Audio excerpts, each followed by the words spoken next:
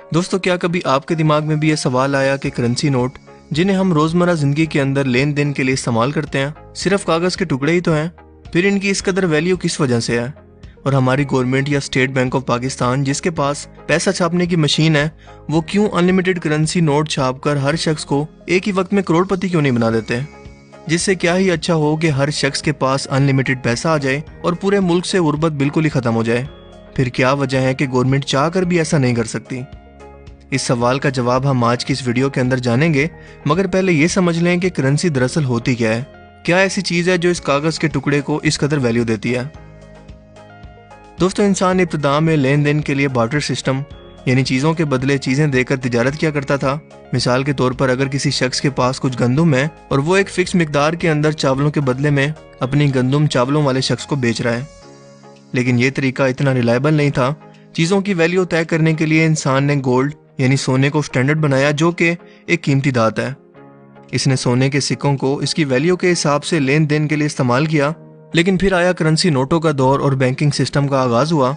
बैंकों ने लोगों को कहा कि आप अपने पास मौजूद तमाम गोल्ड हमारे पास बतौर जमानत रखवाएं और इस सोने की मालियत के बदले में हम आपको एक ऐसा नोट दे देंगे या एक ऐसा कागज का टुकड़ा दे देंगे जो कि हमारी गारंटी से जारी होगा और आप इसको लेन देन के लिए सिक्कों की तरह करेंसी के तौर पर इस्तेमाल कर सकेंगे।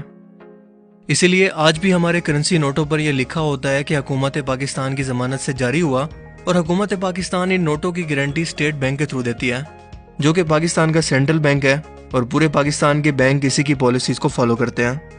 यानी कि स्टेट बैंक जो भी नोट छाप रही है, इसके बदले में इसके पास इसी मालियत का रिजर्व गोल्ड मौजूद है, और वो हर एक ऐसे शख्स को ये गोल्ड देने की पाबंद है जिसके पास स्टेट बैंक की जमानत से जारी हुआ कोई भी करेंसी नोट मौजूद है।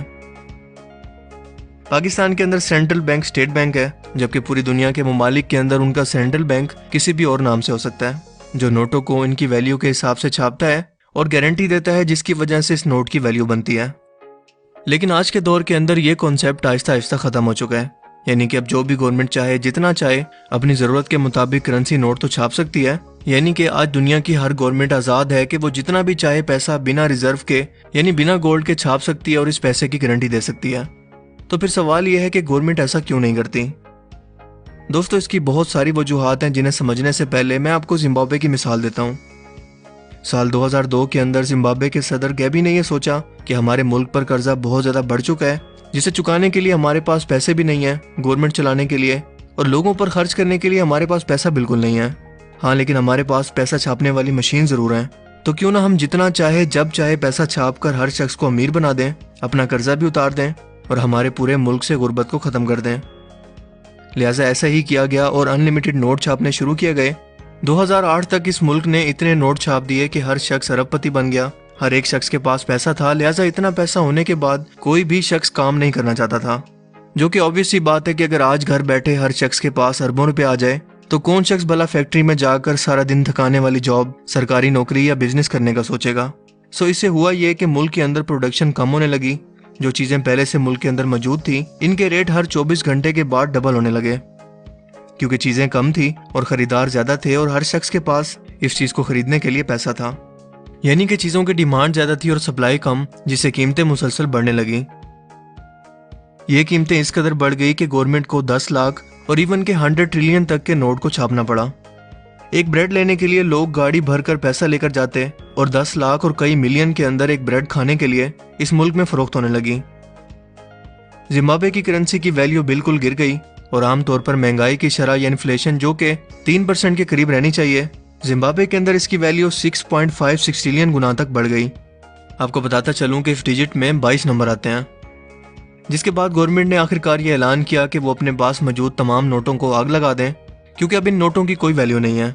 और इसके बाद इस मुल्क ने फॉरेन करेंसी नोट्स यानी कि डॉलर और यूरो का इस्तेमाल शुरू किया और आज तक इस मुल्क के अंदर यही करेंसी नोट इस्तेमाल हो रहे हैं। सो आपने देखा कि सिर्फ पैसा छापकर लोगों को अमीर बना देना गरीबी खत्म करने का हल नहीं है। इससे उल्टा महंगाई या इन्फ्लेशन बढ़ने लगती है, क्योंकि हर शख्स के पास दौलत आ जाती है और रिसोर्सेज कम होने लगते हैं। फर्ज करें कि एक मुल्क के अंदर 10 लोगों के पास 10 रुपए हैं, यानी कि टोटल इस मुल्क के लोगों के पास 100 रुपीज हैं। सिर्फ 100 रुपए के नोट इस पूरे मुल्क के अंदर गर्दिश कर रहे हैं। इस मुल्क में अगर कोई शख्स कोई चीज बेचना चाहता है तो वो सिर्फ 100 रुपए तक ही बेच सकता है, क्योंकि इस मुल्क के पास रिसोर्सेज ही सिर्फ 100 रुपए तक के मौजूद हैं, और अगर वो इससे ज्यादा के नोट छापेगा तो इसका मतलब ये है कि उस गाड़ी की या चीज की कीमत भी बढ़ जाएगी। इसे एक मिसाल से ऐसे समझ लें कि फर्ज करें कि गवर्नमेंट 100 रुपए के नोट के बाद 1000 रुपए के नोट को मजीद छाप देती है, तो अब इस गाड़ी की कीमत जो कि पहले 100 रुपए थी, अब इस गाड़ी की कीमत हो जाएगी 1100 रुपए। यानी कि महंगाई भी इसी हिसाब से बढ़ेगी जितना लोगों के पास पैसा होगा। आज हमारा मुल्क पाकिस्तान मुसलसल करेंसी डिवैल्यूएशन का शिकार है। रुपए की कदर मुसलसल कम हो रही है और इसकी बहुत सारी वजूहत हैं।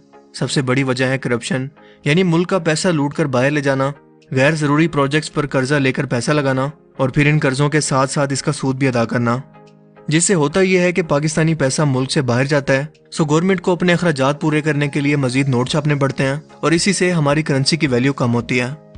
इसके अलावा हमारे मुल्क के अंदर टैक्स नेट भी ज्यादा फाल नहीं है। ज्यादातर लोग जिन पर टैक्स लगता है वो टैक्स देते नहीं है। इसके अलावा पॉलिटिकल इंस्टेबिलिटी, एनर्जी क्राइसिस, जिससे ज्यादातर इंडस्ट्री तंग आकर बाहर शिफ्ट हो रही है, मुल्क से एक्सपोर्ट्स का कम होना, यानी कि ऐसी चीजें जो हमारा मुल्क प्रोड्यूस करके बाहर के मुल्कों को बेच सकता है और बाहर का पैसा हमारे मुल्क में ला सकता है, इस पर कोई तवज्जो ना देना।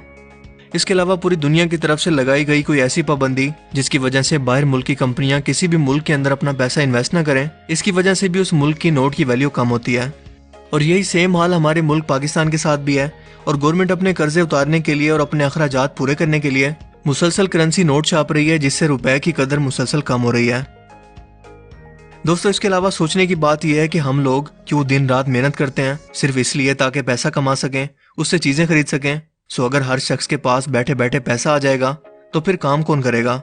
क्या अगर मजदूर के पास या रेडी लगाने वाले शख्स के पास भी अगर घर बैठे अरबों रुपए आ जाए तो क्या भला वो काम करेगा?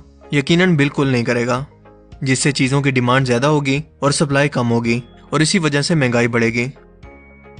कोई भी गवर्नमेंट अपना पैसा छापने की हद जीडीपी के जरिए तय करती है, यानी कि इस मुल्क के अंदर एक साल के अंदर पैदा होने वाले गुड्स एंड सर्विसेज या मॉनेटरी वैल्यू, इसकी वैल्यू के बराबर ही कोई भी गवर्नमेंट नोट छाप सकती है।